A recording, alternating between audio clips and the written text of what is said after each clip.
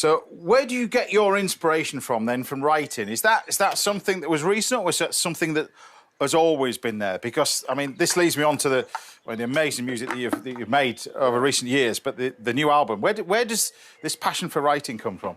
I think my passion for writing's always come from a young age. I realised I was a bit of a kind of ADHD kid, you know, so my attention span wasn't the best, very hyper, a lot of nervous energy. And whenever I'd either listen to music or attempt to make music of my own, I always felt like I was really present and in the moment. And I took inspiration from my life, really, from the things I've seen and experienced. Yeah. And that's now, but also in the future, because, I mean, I'll show you the album now, because you're going to have a listen to one of the tracks as well. This is the new album. Yeah, yeah. So this is album number... This is 4. Is it 4? It is 4. Yeah. You're not lost count already. Yeah. The studio album, it's 4, yeah. I've got a couple of little, like, stuff I did on indie stuff I did beforehand. But, yeah, 4 studio album now, yeah. And so you guys mentioned the fact that this tells you a little bit about your past life as well, but your future life. And because one of the songs that we're going to listen to now is tell us about that. Where did the inspiration of this come from? Well, you know, as a songwriter, you're always looking for interesting angles and concepts to come from, you know. And I just had this idea to write a letter to my...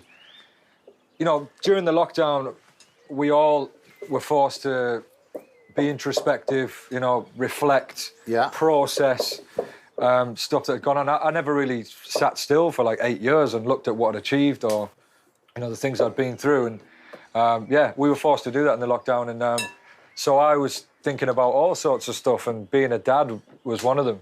Would I be a good dad? Like, what about the stuff that's been written about me? What about the mistakes I've made? Like, would my daughter, you know, look at me in a way that's...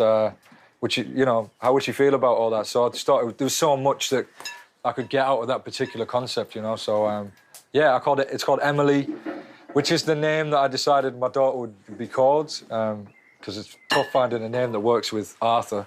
It's a bit of a harsh surname.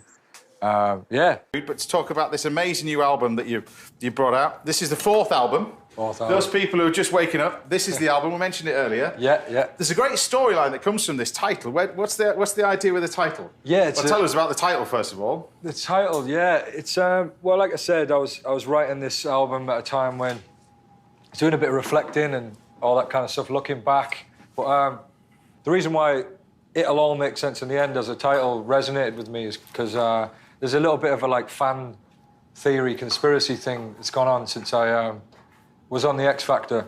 So there's a superhero called Multiple Man who's in the Marvel comic series. Yeah. And interestingly, he comes to fruition in the X Factor series of the Marvel comics in 2012, which was the year that I won the show. And his real name is James Arthur, which is... You couldn't write this, could you? Which is wild, absolutely wild. And yeah, it's just wild. So the title of the comic book was It'll All Make Sense in the End. And it just all kind of fitted with the theme of the album. And I forgot to mention earlier, when you do a thing like the X Factor and that kind of stuff, it's quite tempting. It must be quite tempting, quite difficult to be pigeonholed. But you've managed to sort of do your own, and always kept your own voice and your own identity, haven't you, really? Which is what you strive for as a musician, I suppose, don't you? Yeah, do you know, I think I'm lucky, and I think on the show, I sort of got the premise, and it was, you know, how do you make an ABBA song feel like a song that you'd written? You know, each week I enjoyed the challenge of trying to make these themes work for me. And that's because I knew who I was as an artist going into the process. You know, I knew who I wanted to be, what I wanted to sound like, what I wanted to say. And yeah, I think that's why I've been lucky enough to sustain a career beyond the show.